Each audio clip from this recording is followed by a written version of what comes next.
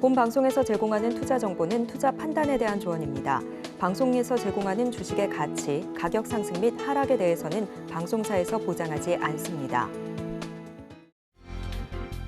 실시간 정보 브리핑입니다. 도널드 트럼프 전 미국 대통령 피격 사건 이후 트럼프 전 대통령의 지지율이 오르며 경쟁자인 조 바이든 대통령과의 격차가 더 벌어졌다는 여론조사 결과가 나왔습니다. 현지 시간으로 어제 미국 CBS 방송이 여론조사업체 유거부에 의뢰한 여론조사 결과에 따르면 이번 조사에서 트럼프 전 대통령의 지지율이 52%로 47%를 기록한 바이든 대통령을 5%포인트 앞섰습니다. 다음 소식입니다. 올해 상반기 국내 투자자들이 보유한 외화증권이 1,270억 달러를 돌파해 역대 최대를 기록한 것으로 나타났습니다. 엔비디아를 비롯한 미국 빅테크 주가 상승과 반도체 호황의 외화증권 결제 금액도 반년 만에 30% 이상 늘었습니다. 세 번째 소식입니다. 코스백스가 중국 소비 둔화에 따른 실적 부진 전망이 제기되면서 급락세를 보입니다. 매출이나 이익 면에서 핵심 법인인 중국의 비우호적 시장 환경은 코스백스의 연결 실적에 부담으로 작용할 수 있다고 분석했습니다. 마지막 소식입니다. 삼성전자가 차세대 인공지능 메모리로 주목받는 컴퓨터 익스프레스 링크 시장 선점을 선언했습니다. 올해 하반기 시장 개화가 예상된다면서 CXL 사업을 본격 추진하겠다고 밝혔습니다. HBM에서 놓친 AI 메모리 시장 주도권을 되찾을 수 있을지 귀추가 주목됩니다.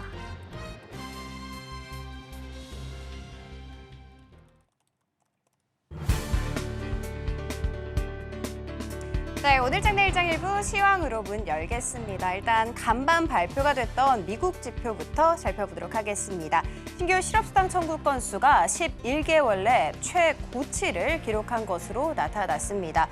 보이시는 것처럼 시장에서는 22만 9천 건 정도를 예상을 했었는데 이것을 크게 상회하는 24만 3천 건을 기록하게 된 것입니다. 이뿐만이 아니라 2주 이상 계속해서 실업수당을 청구하는 계속 실업수당 청구 건수 역시도 2021년 11월 이후 최고치를 기록한 것으로 나타났습니다. 한 이코노미스트는 이렇게 얘기했습니다. 실업률이 올해 하반기 내내 상승을 해서 연말에는 4.5%에 이를 것이다 라고 이야기를 했고요.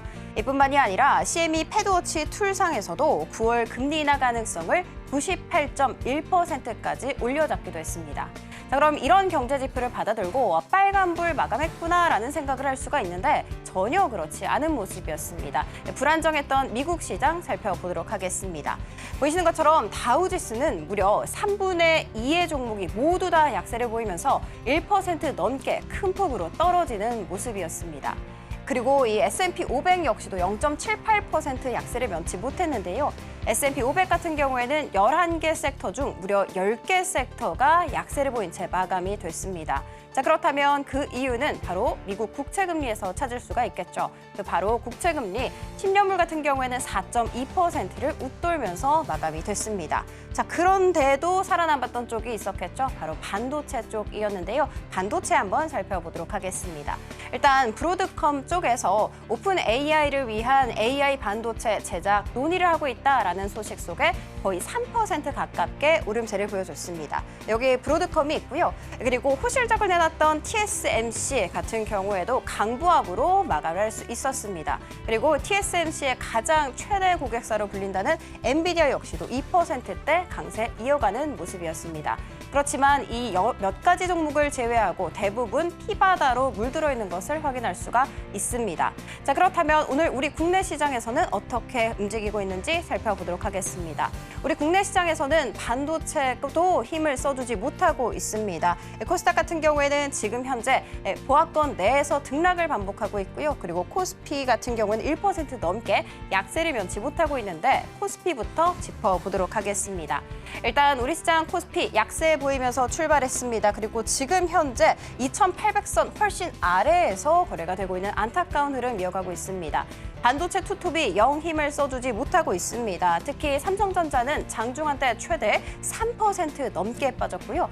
SK하이닉스 역시도 2% 가깝게 약세를 보이면서 출발했지만 지금 현재는 그래도 양봉을 그리고 있다는 점은 조금 좋게 봐도 되지 않을까라는 생각이 듭니다. 자, 그러면 수급으로 이동을 해보도록 하겠습니다. 수급 같은 경우에는 일단 기관이 6거래일 만에 매도로 전환을 한 모습이었습니다. 금융 투자를 중심으로 해서 두산 에너빌리티를 가장 많이 순 매도하고 있고요. 이 외국인 같은 경우에는 3거래일 연속해서 매도세를 펼치고 있는데 가장 많이 팔고 있는 종목은 SK하이닉스, 그리고 세 번째로 많이 팔고 있는 종목이 삼성전자인 것으로 나타났습니다. 자, 그렇다면 코스닥으로 이동을 해보도록 하겠습니다.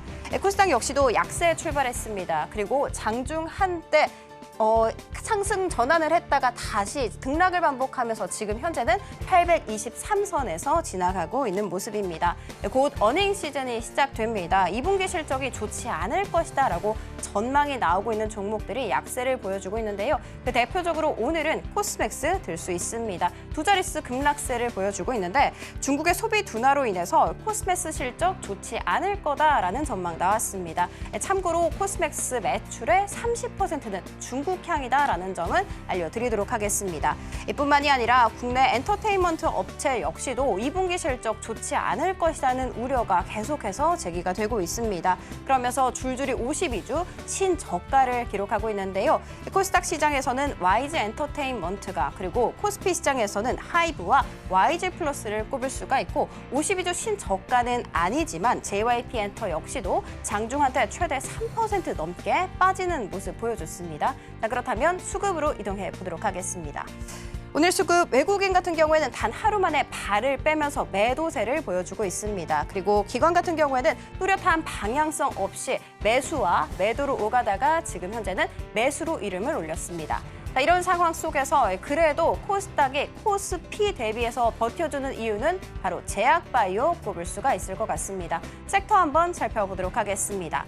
제가 최근에 라면이 너무나도 잘 팔린다, 그래서 삼양식품이 굉장히 주가 고공행진하고 있어요 라고 말씀을 드렸는데 라면을 많이 먹은 걸까요? 이제는 비만을 걱정해야 될 때인 것 같습니다.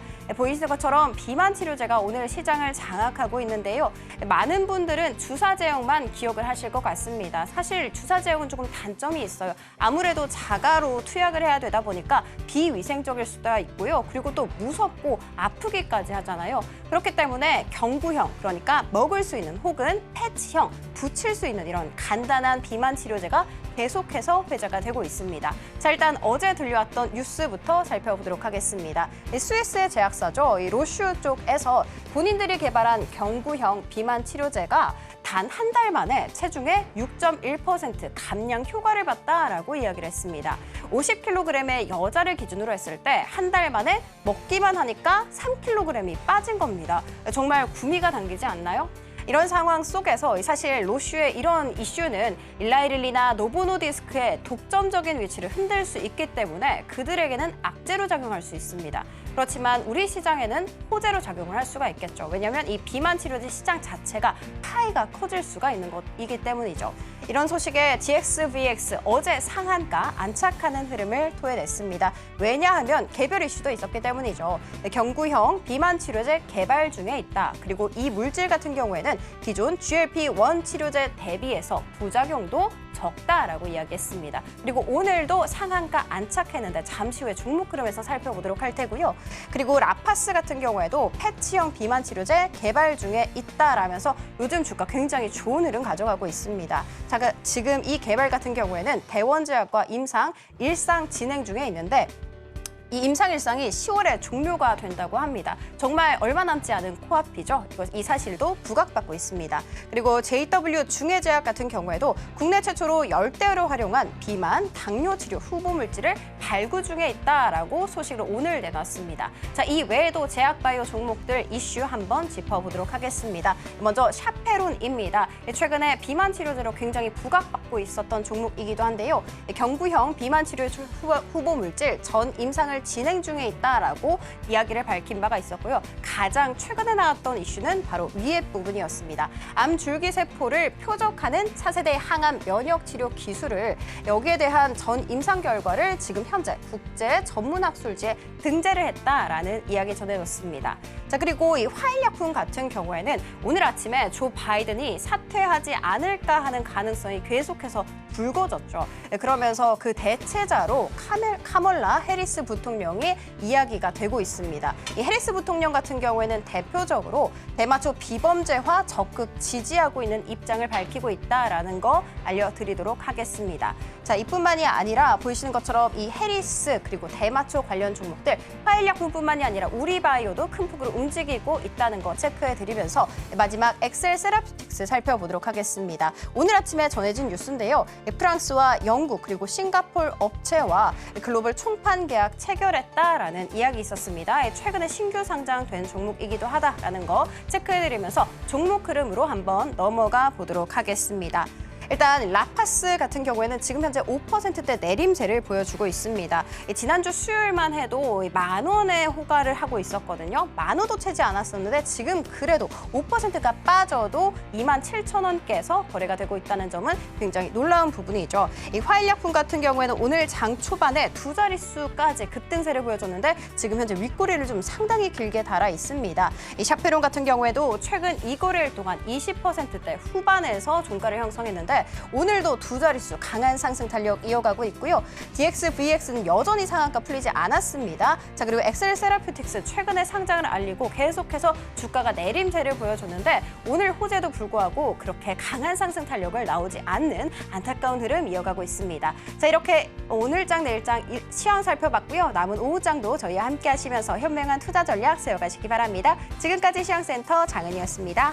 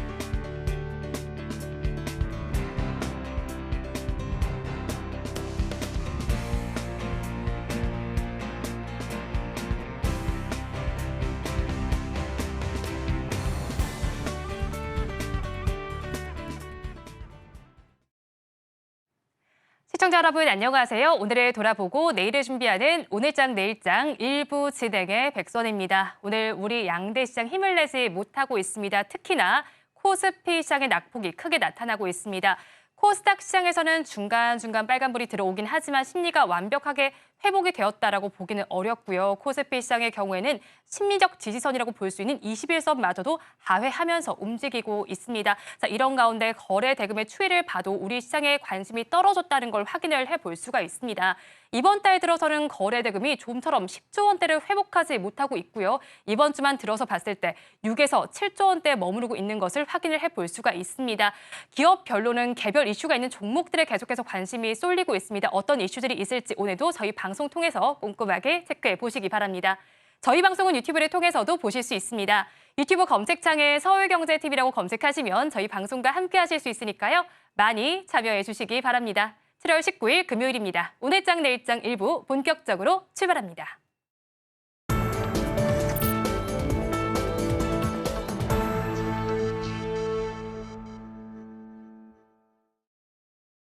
네, 일단 저희 바로 시작을 해보려고 하는데요. 오늘 두 분과 함께 시작을 해보도록 하겠습니다. 글로원 파트너스의 이성웅 이사, 블루드림 리서치 이주현 대표와 함께 해보도록 하겠습니다. 두 분 어서 오세요. 안녕하십니까. 네, 오늘 두 분 스튜디오가 좀 바뀌다 보니까 네. 오늘 저희가 좀 새롭게 좀 진행을 하는 기분이 들기도 합니다. 자, 오늘도 두 분과 함께는 수익이 될 만한 뉴스를 하나씩 좀 꼽아서 전해드려 보려고 하는데요. 일단은 앞서서 캐스터가 전한 것처럼 비만 치료제와 관련된 이슈를 먼저 질문을 드려봐야 할 것 같습니다. 일단 이사님께서 이쪽을 준비를 해오셨으니까 펩트론 이야기를 전해주실 것 같은데 사실 비만 치료제 쪽에서는 어제부터 DXM, VX가 상한가 흐름을 이어가고 있으니까 네. 이쪽에 좀 관심이 쏠린다 싶긴 한데 사실 시총면으로 보면 작은 종목이다 보니 저희는 오히려 펩트론 쪽에 관심을 가져봐야 할 것 같아요. 이사님 네. 어떠신가요? 우리가 보통 어떤 물질이 부각이 되어서 시장 안에서 관련된 대형주들이 오르고 그리고 나서 연결해서 개별주 같은 경우가 오르는 경우가 지금 같은 케이스라는 말씀을 드려요. 그러면 물론 거래 대금이 실리고 시세의 탄력도 같은 경우는 작은 종목에서 발생할 수 있지만 실제 여기에 수혜가 될 수 있는 쪽 같은 경우, 그다음에 시가총액이 그래도 어느 정도 기준에 부합하는 종목 같은 경우가 의미 있는 비중을 실어서 매수를 할 수 있음을 열어두고요. 펩트론 같은 경우는 GLP-1 기전, 지금 시장에서 일라일리라든지 노보노디스크 같은 경우에 핵심이 되는 물질의 기술력을 부각을 받고 있습니다. 그 안에서 어제 종목들 같은 경우가 조정이 나왔었죠. 4에서 한 6% 정도 미국 시장에서 조정이 나왔는데 이 부분이 물질에 대한 이슈로 인해서 조정이 나온 게 아니라 암젠 같은 경우가 비만 치료 후보 물질 이 부분을 놓고 마리타이트에 대한 데이터를 연말에 공개 예정이라는 점을 내비쳤습니다. 삼성에 대한 데이터 오픈인데요. 실제 이 부분은 진행될 가능성이 높은데 물질에 대한 문제는 아니라는 점을 한 번 더 말씀을 드리고 이 물질에 대한 기술력을 갖고 있는 기업들 같은 경우는 시장에서 비만 치료제 시장에서 기존에 침투했던 일라일리 그다음에 노보노디스크 외에 다른 기업이 침투를 하더라도 물질에 대한 변화는 없는 부분이잖아요. 다른 물질을 갖고 오거나 그런 케이스가 아니다 보니까 그래서 오늘 좀 부각이 된다라고 볼 수가 있고 추후에 우리가 종목을 연결시켜 볼 때 이런 것처럼 시장에 대해서 경쟁이 심화되는 시장 안에서 물질에 대한 변화 없이 이런 식으로 좀 부각이 된다라고 하면 그 핵심 물질과 관련된 기업을 좀 연결해서 볼 필요가 있음을 오늘의 사례를 통해서 말씀을 드립니다. 네, 일단 오늘 또 17%대 급등이 나옵니다. 자, 그렇다면 보유자 분들께서야 사실 좀 지금 안심을 하실 것 같은데 신규 접근은 지금이라도 괜찮을지 궁금하거든요. 비만 치료제 시장은 더욱더 커질 전망인 거잖아요, 이사님. 네, 우리가 어제 주가가 조정이 나왔을 때 시장이 무너질 것 같은 느낌이 들고 그러면서 종목 같은 경우에 매수 대응이 쉽지 않았는데 오늘 같은 경우도 역시 쉽지 않았습니다. 오르고 나니까 종목 같은 경우가 그런 이유가 있었구나 이렇게 해석을 할 수 있는데요. 지금 같은 경우는 가깝게는 7월 10일 이 전후에 고점 정도로 주가가 상승을 해 있는 상황이고 이게 여기에서 전고점을 한 번에 돌파할 만한 요인이 그렇게 강하지는 않아요. 그래서 윗꼬리를 달 가능성이 존재를 합니다. 그래서 보유자는 보유를 하시는 대응을 말씀을 드리고요. 신규 매수 같은 경우는 지금 구간에서는 기다림이 필요하다는 말씀까지 드립니다. 네, 신규 구간에서 기다림을 좀 가져보자라고 말씀을 전해주셨고 앞서서 제가 이제 얘기를 드릴 때 DXM, VX 이야기를 좀 전해드렸었는데 이 종목의 상승은 최근에 어떻게 보세요? 개별적인 요소로 보입니다. 이게 비만 치료제 관련해서 아까 짚어주신 것처럼 경구용이라든지 패치형 이런 형태로 나아가면 당연히 좋습니다. 당연히 지금 가지고 있는 기술력을 바탕으로 해서 해외 기업들도 이 부분을 진행을 했겠죠. 그런데 우리가 초기의 데이터, 적은 그런 테스트를 통해서는 효능이 나타날 수 있는데 이게 다량의 테스트를 통해서는 케이스가 달라질 수 있기 때문에 우리가 작은 종목들 같은 경우는 좀 조심해야 된다라는 말씀을 드려요. 이게 초기에 저점에서 의미 있는 거래량을 수반하는 시세가 났을 때는 당연히 따라 붙을 수가 있겠는데 여기에서는 어느 정도 시세가 발생을 한 상황이다 보니까요. 우리가 좀 주의가 필요하다라는 말씀을 드립니다. 그 다음에 종목에 대해서 편견을 가질 필요는 없어요. 이 종목 같은 경우가 과연 어떻게 기대될지 그런 편견을 가질 필요는 없는데 주가가 상승한 상황에서는 좀 냉정히 볼 필요가 있거든요. 그래서 그런 부분을 감안해서 지금 좀 떠 있는 종목 같은 경우는 주가 변동성이 커질 수 있기에 주의가 필요함을 말씀을 드립니다. 네, 종목에 대한 주의가 필요하다. DXM, VX에 대한 의견까지 들어봤습니다. 이어서는요, 외국인과 기관의 쌍끌이기 매수가 나고 있는 또 다른 종목 한번 이야기해 보겠습니다. 대왕고래 프로젝트와 관련해서 다시 또 부각을 받고 있습니다. 영일망과 관련해서는 예비 타당성 조사에 해당하지 않는다 이런 보도가 나왔기 때문에 조금 매수세가 쏠리는 것 같은데 종목단에선 변동성이 더 크게 나타나는 것 같아요. 대표님 어떻게 보십니까? 네, 아무래도 이제 뭐 국내에서 굉장히 큰 관심을 받고 있는 그런 프로젝트다 보니까 이런 어떤 이슈가 나올 때마다 주가 좀 들썩이는 그런 흐름들을 보여주고 있다라고 봐야 될 것 같고요. 최근에 이제 그 테마가 이제 부각이 되기 시작하면서 가장 강하게 올랐던 두 종목들, 시총 좀 작은 종목들 내에서 보면 동양철강과 화성밸브가 있을 겁니다. 그 중에서 이제 동양철강 같은 경우는 이제 바닥권에서 다시 돌리는 흐름 속에서 시세를 크게 못 내고 있었는데 화성밸브가 이제 좀 전에 얘기하셨던 예비 타당성에 들어가지 않는다라는 부분 때문에 전일 급등이 나왔고 오늘 그러한 시세의 연속성이 좀 보여졌다라고 볼 수 있겠고요. 시장이 지금 한 3거래일째 좋지 않은 흐름들을 보여주고 있는 상황인데 장이 좋지 않은 상황이 이어진다라고 했을 때는 증시에서 계속해서 이렇게 그 모멘텀이 강한 쪽으로의 수급이 붙을 수밖에 없어요. 오늘 뭐 어떤 특정한 이슈가 있어서 움직이는 종목들이 오전부터 오후까지 계속해서 주도를 해가는 그런 흐름들이 만들어지는데 이런 이제 이슈들이 보통 한 2, 3일 정도는 간다라고 보시면 좋을 것 같고요. 화성밸브가 이제 보여주고 있는 이런 시세, 대왕고래 프로젝트의 반등이 이제 나오는 흐름들이 한 2, 3일 전부터 이렇게 만들어지고 있었다라고 보시면 좋을 것 같습니다. 그래서 오늘 보시면 이제 대장주라고 할 수 있는 화성밸브 같은 경우에 이제 윗꼬리를 좀 길게 달고 있는 전고점을 돌파하지 못하고 나오는 모습이 보여지고 있는데 모멘텀 자체는 뭐 이걸로 끝났다라고 보기는 좀 어려울 것 같아요. 다만 어떤 일정적인 부분에서 너무나 좀 긴 관점의 텀을 가지고 있는 그런 프로젝트다 보니까 우리가 이제 이거 지금 매수해야지라고 생각하기보다는 조금 더 지켜보자라는 그런 관점들이 더 큰 것 같습니다. 그래서 단기적으로 시세를 강하게 줬지만 뭐 지금 이걸 당장 추격 매수해야 된다라는 관점보다는 이 관련 프로젝트를 우리가 유심히 지켜보면서 대왕고래 프로젝트 같은 경우는 뭐 올 연말까지는 계속 이어질 그런 부분이고 하반기 들어가면서 이제 지금 장이 조금 안 좋아졌는데요. 아무래도 이제 미 대선 끝나고 나서는 본격적으로 또 장이 쉬어가는 그런 흐름들이 또 나올 수 있거든요. 그렇다면 장이 조금 안 좋아질 때마다 우리가 이런 테마주들 정리해 두셨다가 하나의 또 트레이딩 관점으로 또 기사 계속 관심 있게 보시게 되면 또 일정들이 잡힐 겁니다. 그러면 그런 부분에서의 모멘텀이 발생할 때마다 강했던 종목들, 대장급에 있는 그런 종목들 위주로 공략을 하시면 좋지 않겠냐라는 관점으로 오늘 선정을 해봤습니다. 네, 오늘만 해도 사실 변동성이 크다 보니까 개인 투자자분들께서는 접근하기가 어려우실 것 같은데 이제 시추와 관련해서 화성밸브도 있지만 저는 또 대장주격으로 움직였다 싶은 종목이 바로 한국가스공사입니다. 네. 한국가스공사에 대해서도 같은 투자 전략 가져가면 좋을까요? 네, 한국가스공사가 이제 뭐 좀 묵직하게 중심을 잡아주는 그런 종목이다라고 볼 수 있는데요. 실질적으로 어떤 뭐 수혜 뭐 이런 부분을 글쎄요, 이제 시추를 하는 데 있어서 따져보면 한국가스공사는 뭐 그런 부분에서 좀 많이 매력도가 떨어지겠지만 우리가 매장되어 있는 추측량 중에서 이제 원유보다는 가스가 한 75% 된다라는 부분을 보면 원가가 굉장히 싸게 이렇게 좀 들어올 수 있다라는 부분, 그리고 한국가스공사 같은 경우는 이번에 이제 요금도 인상을 했습니다. 그런 부분에서 이제 실적이 개선될 수 있다라는 부분과 기존에 워낙에 이제 저평가되어 있던 종목이 이런 그 대형 모멘텀을 타면서부터 이제 주가가 상승을 했기 때문에 많은 분들의 관심을 받고 있을 것이고요.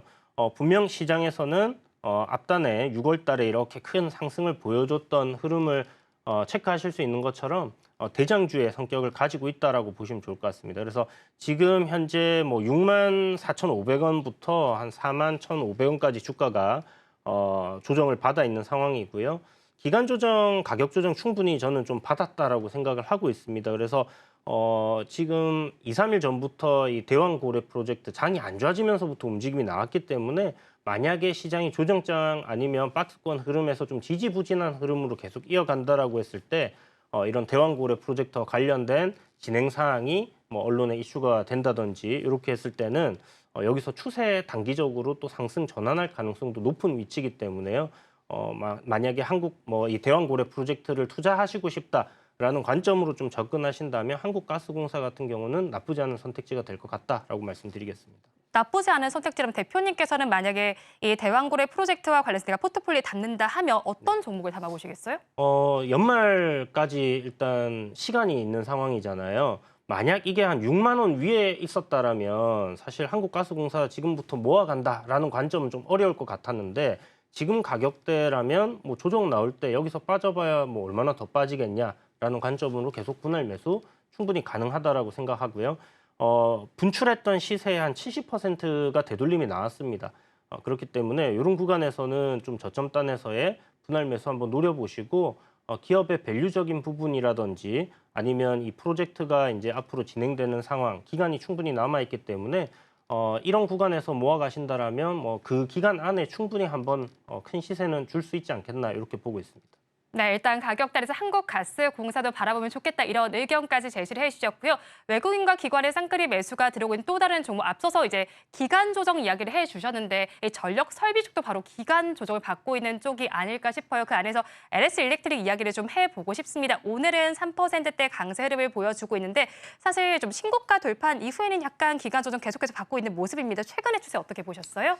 네, 말씀하신 것처럼 너무나 잘 올라가고 있었고 뭐 전망 자체도 너무나 좋았던 전력 설비 관련 섹터였는데 이게 이제 실적 시즌이 끝나고 한 6월 달부터 해서는 조금 기간 조정을 받았었고요.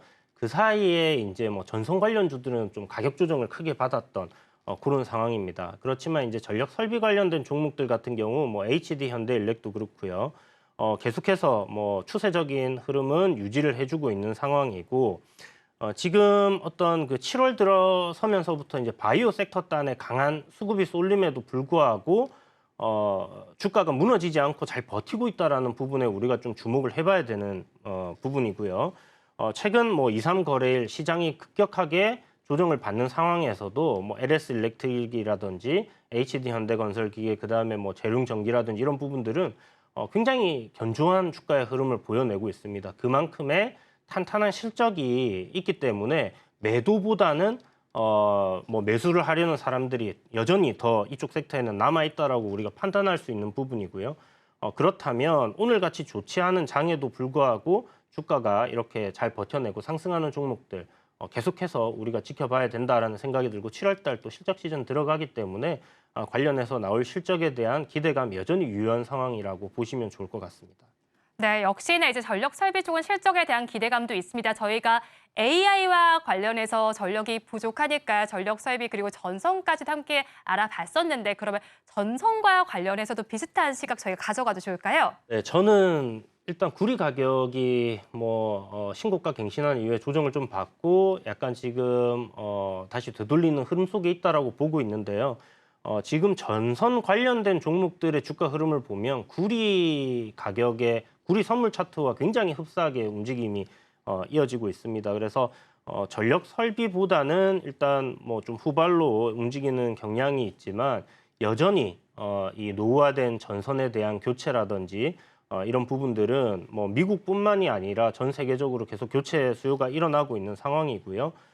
이런 부분에서 접근해 본다라면 뭐 트럼프가 됐던 바이든이 됐던 공통 분모에 들어가는 인프라 투자에 대한 부분에서는 변함이 없다라고 볼 수 있는 부분이죠. 그렇다면 지금 추세적인 관점으로 우상향 흐름이 만들어지는 그런 시점에서는 저는 괜찮다라고 생각이 들고 뭐 탑픽으로 볼 수 있는 LS 같은 경우는 저점 매수 관점으로 우리가 또 접근해 볼 수 있는 그런 쌍바닥 위치입니다. 그래서 이런 구간에서는 뭐 짧은 손절이 가능하기 때문에 오늘 뭐 종가쯤에도 한번 공략을 해볼 수 있다 이렇게 생각을 하고요. 만약 오늘 저점을 이탈하는 흐름이 나온다라면 또 짧은 손절로 대응을 할 수 있기 때문에 여기서 저점이 만들어질 경우는 업사이드가 좀 크게 이렇게 볼 수 있는 그런 종목이고 실적도 좋고 뭐 전망도 괜찮은 그런 기술적인 위치까지 괜찮은 그런 섹터라고 볼 수 있을 것 같습니다. 네, 기술적인 위치도 괜찮은 섹터다라고 전선까지 짚어주셨고요. 에너지 문제가 대두되다 보니까 그때 저희가 말을 했던 건 이제 뭐 전선과 전력 설비도 있지만 다른 에너지원에서 조달을 해야 된다. 그래서 신재생 에너지도 부각을 받았었고 원전쪽도 부각을 받았습니다. 자, 그렇다면 이런 쪽에 대한 투자 의견은 어떠실까요, 대표님? 원전은 사실 지금 이미 이슈가 한 차례 나왔잖아요. 우리가 기대했던 이제 체코 원전에 대한 수주 소식이 나왔습니다. 보통 이런 기대감에 상승을 하고 뉴스에 이제 팔게 되는 그런 상황들이 발생을 하기 때문에 어제 갭 상승으로 출발했던 부분이 결국은 이제 매도를 했어야 되는 그런 시점이라는 생각에는 변함이 없고요. 요게 이제 원전이 그럼 완전히 끝났냐? 뭐 루마니아라든지 남미 쪽, 동유럽 쪽에 또 다른 국가들 원전에 대한 수주 기대감은 분명히 다시 한번 발생할 거예요. 그런데 이제 그 시점이 좀 다가올 때까지는 기대감이 다시 생성되기에는 조정이 어느 정도 일어나야 되는 그런 관점을 말씀드리고요. 그리고 이제 이 원전을 짓는 데는 시간이 아무래도 1, 2년 정도 걸리는 그런 부분들이 분명히 발생을 합니다. 그렇기 때문에 당장 급한 전력 수요를 대체하기 위해서는 신재생 에너지에 주목할 수밖에 없을 것이고요. 그렇다면 우리가 지금 뭐 풍력 타워도 올리는데 사실 시간이 꽤나 걸리는 편이거든요. 그렇다면 태양광 쪽으로 우리가 바라봐야 될 거고 태양광을 설치를 하게 됐을 때 필수적으로 따라붙어야 되는 부분들을 생각한다라면 결국은 이제 뭐 전력 설비가 될 것이고요. 거기에 대해서 ESS까지 우리가 한번 주목해 볼 필요가 있지 않나 이렇게 생각하고 있습니다. 네, 주목해 봐야 할 에너지원까지 정리를 해주셨습니다. AI 이야기 나오니까요. 바로 여기로 또 연결을 해봐야겠습니다. HBM 쪽으로 연결해 봐야 될 것 같은데 어제 장이었죠. 미국에서 반도체와 관련해서 좀 부정적인 이슈가 나오다 보니까 HBM은 지금 어떨까 하는 생각이 드는데 이사님께서는 어떻게 보십니까? HBM과 관련해서 시장에 중심되는 이슈는 그 후공정 장비의 국산화 부분 같은 경우가 하나의 핵심이었고 그다음에 지금 HBM3E죠. 지금의 단계 이후에 삼성전자 같은 경우가 여기에 진입하는지 여부였거든요. 그렇다 보니까 뭐 그런 소식이 있을 때 삼성전자의 주가가 강하기도 했고 그다음에 국산화 장비에 대해서 가능성이 있는 기업들의 주가가 강하기도 했어요. 그러면 현재 상황 같은 경우는 삼성전자는 다이렉트 본딩이란 걸 준비를 하고 있습니다. 시장에서 많이 알려진 단어로는 하이브리드 본딩이라고 하죠. 그러면 현재 본딩 장비를 만드는 기업들 또한 하이브리드 본딩으로 넘어갈 때를 대비하고 준비를 하고 있기는 합니다. 그런데 삼성전자가 생각보다 여기에 대해서 좀 빠른 행보를 보이고 있어요. 그래서 우리가 여기에서 생각할 수 있는 부분은 그러면 현재 지금의 HBM 쪽에서 후공정 장비, 특히 검사 부분이 강조되는 건 이게 마지막 최종 테스트라고 하죠. 그 테스트 때 불량품 같은 경우를 HBM은 잡아내기 힘들다 보니까 이게 부각이 되는 건데 그게 가능한 게 국산화 장비였거든요. 그런데 이 본딩 방식 같은 경우가 다이렉트 본딩으로 넘어가면은 그게 의미가 없어져요. 그래서 최근에 우리나라에 좀 이렇게 이익 대비해서 시가총액의 평가가 고평가를 받는 국산화 장비주들이 조정이 나온 거거든요. 그러면 가격 메리트는 이제 발생을 했습니다. 지금 생각해야 될 거는 그러면 여기에서 HBM과 관련된 어떤 종목을 보는 것인가인데요. 국산화 쪽은 우리 생각보다 늦어져요. 네, 그렇다 보니까 이쪽은 좀 가격 메리트가 들어오면 짧은 매매 정도로 그 정도로 열어두고 다시 기본으로 이제 돌아오는 겁니다. 뭐 삼성전자나 SK 하이닉스 쪽으로 먼저 보고 그다음에 장비 관련된 부분은 하이브리드 본딩 쪽으로 넘어갔을 때 유리한 장비 기업은 다 해외 기업이에요. 그렇다 보니까 지금 보시는 분들도 해외 기업 준비도 좀 하는 그런 쪽으로 좀 다방면으로 IT 쪽은 그렇게 말씀을 드려봅니다. 네, 일단 뭐 해외 기업 말씀도 해주셨는데 사실 HBM은 우리 시장에서 가장 먼저 떠오를 수 있는 종목이 방금 전에 이사님께서도 언급을 해주셨던 SK 하이닉스입니다. 네. 낙폭이 어제 조금 크게도 나타났었고요. 최근에 나타났다 보니까 투자자분들께서 지금 SK 하이닉스를 어떻게 바라봐야 하나 좀 혼란스러우실 수도 있을 것 같아요. 이 조정 구간이 조금 더 지속이 될지 아니면 곧 다시 회복을 할 수 있을지 궁금한데 이사님 어떻게 보세요? 뭐 20만 원 초반까지는 조정 가능성을 열어둡니다. 그런데 우리가 그 가격대에 왔을 때 이거를 매도를 할지 아니면은 매수에 대한 기회로 볼지인데요. 저는 매수에 대한 기회로 보고 그러면 20만 원대 정도의 근거잖아요. 뭐 이익 대비해서 시가총액 이걸 대입하기보다 여기에서 한 3거래일 정도 조정이 나온 상황이고 보통은 3거래일 정도에는 반등이 나오기 마련이긴 한데 그게 없이 만약에 개파락이 나오면 20만 원이거든요. 그래서 그 정도 가격에 됐을 때는 뭐 한번 붙어줄 수 있는 가격임을 말씀을 드립니다. 네, 가격대를 살펴보면서 한번 붙어줄 수 있겠다라고 정리를 해주셨고요. 자, 이어서는 이제 이오테크닉스 이야기를 조금 더 추가로 좀 들어보고 싶은데, 자, 이오테크닉스 역시도 이제 증권가에서 좀 전망을 본다면 올해는 상저하고 흐름을 보일 것으로 전망을 했습니다. 하고니까 이제 하반기에는 주목을 해봐도 된다 이렇게 저희가 해석을 해봐도 될까요? 상저하고인데 조건이 있는 게 아까 말씀드린 그 삼성전자의 투자랑 또 이어집니다.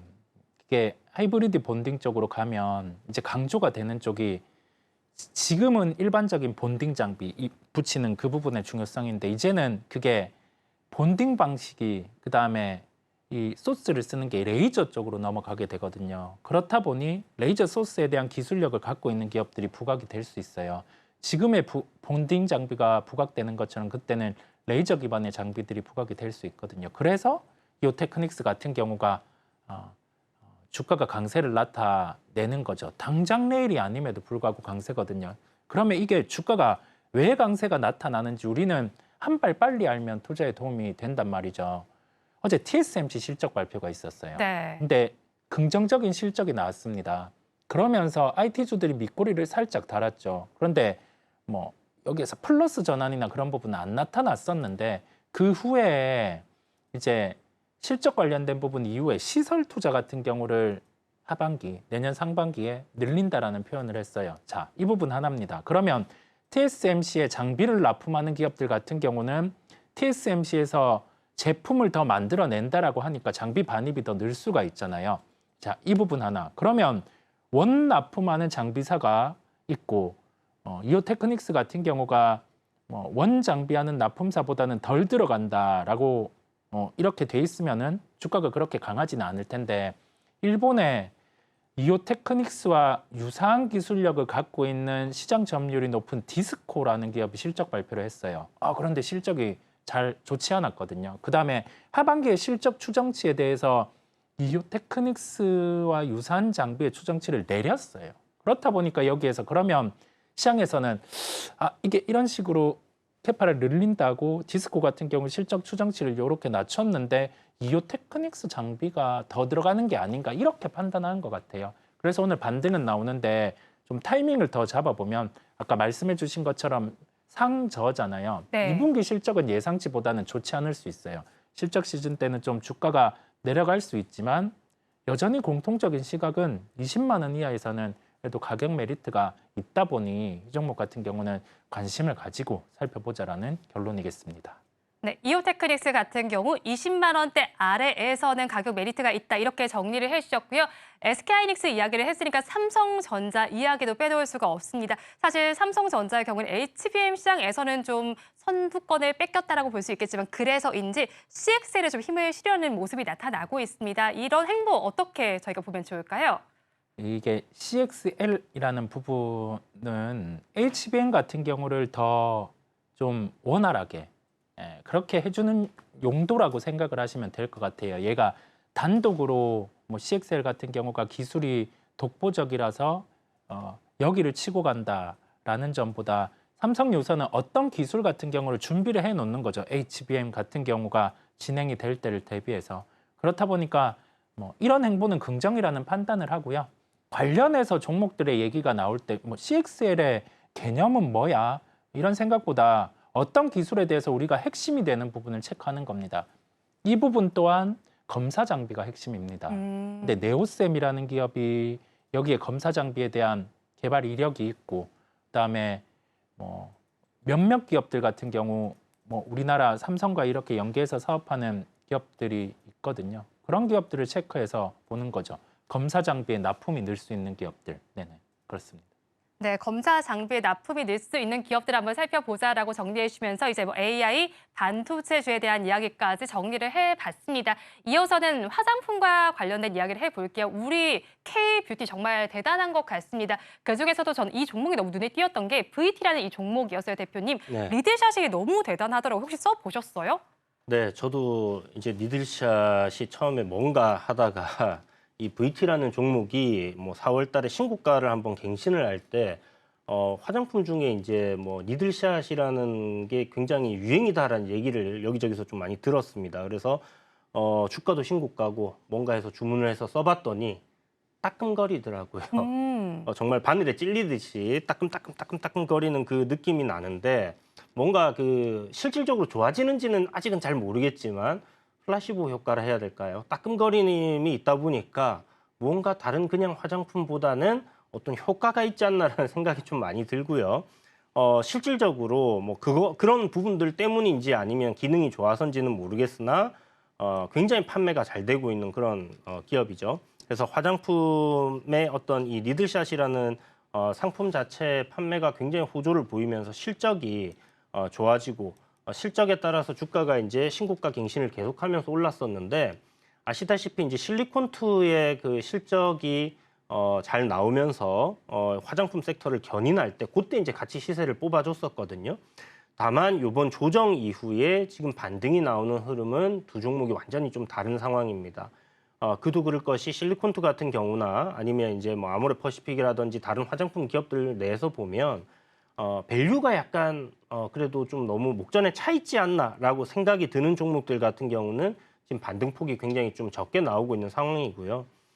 같은 모멘텀을 가지고 있습니다. 아마존의 뭐 프라임데이라는 이벤트를 통해서 판매가 굉장히 잘 되고 있다. 뭐 그런 부분들 결국 수출이 잘 되고 있다라는 그런 내용임에도 불구하고 이런 주가의 강도가 다른 부분은 역시나 포워드 실적 2026년까지의 우리가 실적을 생각했을 때 여전히 밸류적으로도 매력이 더 높은 기업들 같은 경우가 시세 탄력이 굉장히 좋게 나오고 있는 그런 모습들을 보여준다라는 겁니다. 그래서 이 섹터 내 기존에 이제 우리가 좋은 내용들은 알고 있어요. 화장품 수출이 잘 되고 있고 어떤 이런 세일즈 기간에 잘 팔리고 있는 그런 종목들, 화장품들, 제품들이 있다는 걸 알고 있지만 그런 종목들이 또 너무 밸류적으로 목전에 차 있는 것들보다는 어느 정도의 가격적인 메리트까지 포함되고 있는 그런 종목들을 찾아보는 게 필요하지 않나라는 생각이 들고요.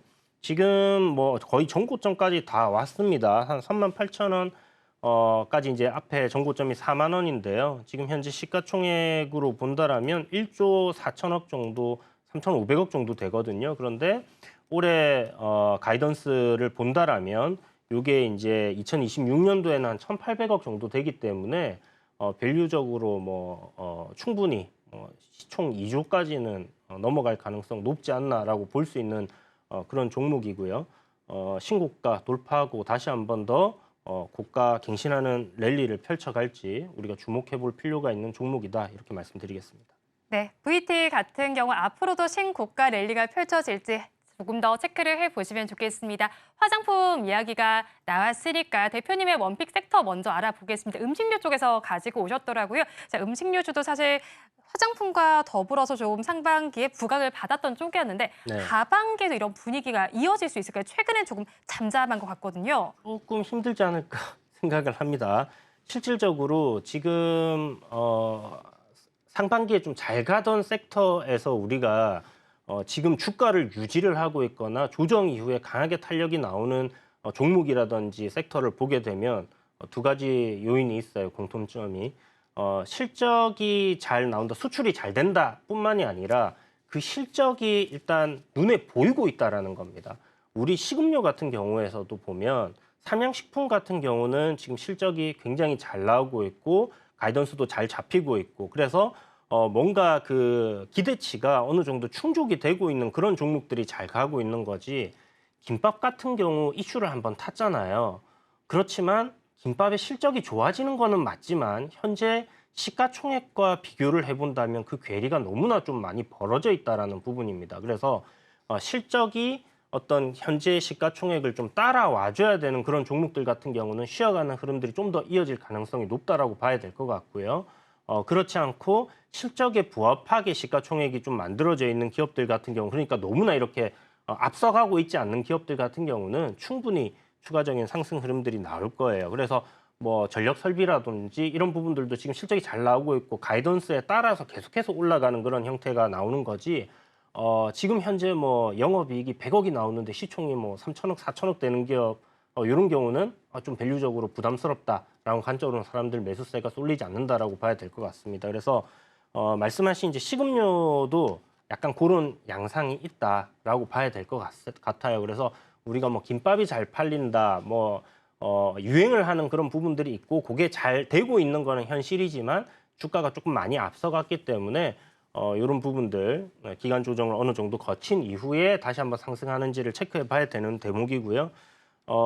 이 안에서도 실적 대비해서 저평가되어 있고 밸류적으로도 괜찮은데 여전히 좀 모멘텀은 남아 있기 때문에 이제 K푸드라는 이런 모멘텀 남아 있기 때문에 우리가 주목은 해봐야 되는 그런 기업들이 있습니다. 그런 기업들 내에서 살펴본다라고 했을 때는 저는 오늘 대상홀딩스라는 종목을 좀 준비를 했고요. 쌈장도 좀 인기를 얻나? 김치도 인기를 얻나?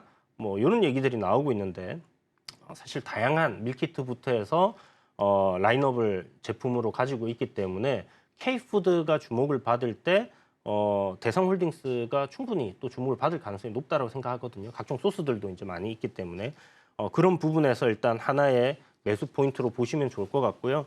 단기적인 어떤 모멘텀 이슈도 분명히 지금 가지고 있습니다. 시장이 좋지 않은 상황에서의 음식료 섹터 같은 경우는 하나의 경기 방어주 성격으로의 괜찮은 주가의 흐름들이 계속 보여지고 있다라는 부분이고요. 또 다른 하나는 지금 국민의힘에서의 전당대회가 23일 날에 결과 발표가 있어요. 금요일하고 토요일 선거가 이루어지고 다음 주 23일 날에 발표가 되는데 이게 이제 뭐 누가 될지는 모르겠지만 현재까지 나와 있는 여론조사로 본다라면 가장 우세한 후보와 관련성이 있는 그런 종목에 수급이 쏠릴 수 있다라는 부분을 하나 생각해 두시고 우리가 이제 일정이 임박해 옴에 따라서 어떤 기대감이 형성하고 주가가 상승하는 흐름들은 뭐 대왕고래 프로젝트에서도 보셨고요. 그다음에 이번에 그 원전 관련된 테마주들에서도 여러분들이 보실 수 있었습니다. 그래서 이러한 기대감들도 현재 형성되고 있다라는 부분을 함께 보시면서 그 중에서 밸류적으로도 저평가되어 있는 기업 그리고 K푸드에 대한 모멘텀도 살아있는 기업 이런 뭐 정치적인 이벤트까지 있다라고 한다라면 대상홀딩스 괜찮은 선택지가 되지 않겠나 이렇게 보고 있습니다. 네, 그럼 가격 전략은 저희가 어떻게 잡아가면 좋을까요, 대표님?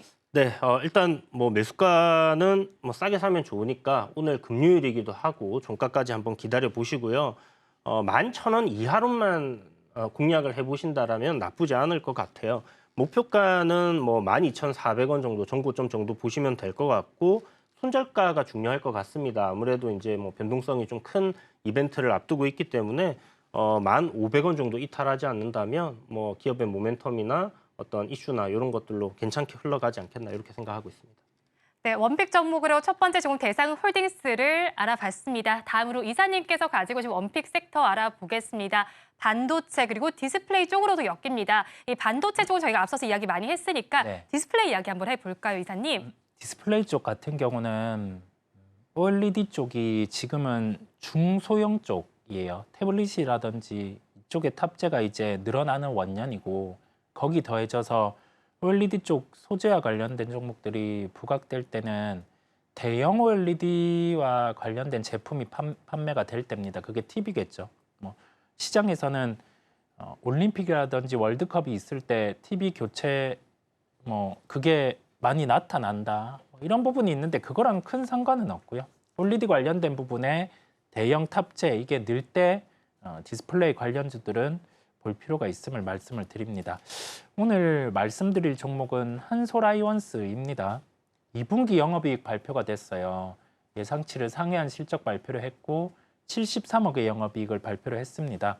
그러면 우리가 이제 2분기 실적 시즌이다 보니까 실적과 관련된 종목들 가지고 있는 또는 가지고 있지 않은 종목들의 실적 발표의 기준이 영업이익 추정치 대비해서 한 20% 이상 잘 나올 때는 거의 매수를 해볼 필요가 있음을 강조를 드리고요. 이 종목 외에도 다른 종목 같은 경우가 그 정도의 영업이익이 나온다라고 했을 때는 매수를 해봄직합니다. 하나의 기준임을 말씀을 드리고 연간 한 250억의 영업이익 달성 체력이 이제는 존재를 하게 됩니다. 거래된 시가총액 한 3,400억대 정도 거래가 되고 있어요. 그렇다 보니까 여기에서는 시장 안에서 올해 실적 추정치의 수정을 보고 추가 반등이 나올 수 있지 않을까라는 생각을 했습니다. 매수가는 11,500원 정도를 제시를 해드리고요. 목표가는 12,500원, 손절가는 9,500원을 제시해드립니다.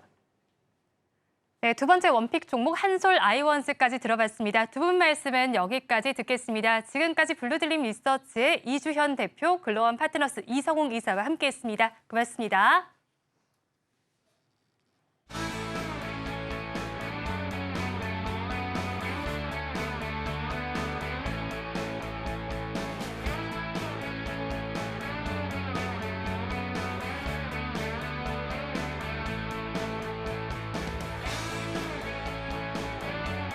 이어서 오대장 내일장 일부의 핵심입니다. 화장품주의 경우에는 조정 후에 주가 반등 과정에서 차별화가 나타날 수 있습니다. 이 점 염두에 두시고 투자 전략 세워보시면 좋겠고요. 이어서 원전주가 쉬어가는 사이에 태양광과 ESS가 부각될 가능성도 있습니다. 마지막으로 전력 섹터입니다. 하반기에 모멘텀이 지속될 기대감이 있으니까 계속해서 관심 가져보시기 바랍니다. 본 방송에서 제공하는 정보는 투자 판단에 대한 조언일 뿐 해당 주식의 가치와 수익률을 보장하지는 않습니다. 오늘장 내일장 1부에서 준비한 순서는 여기까지입니다. 저희는 잠시 후 2부로 돌아오겠습니다.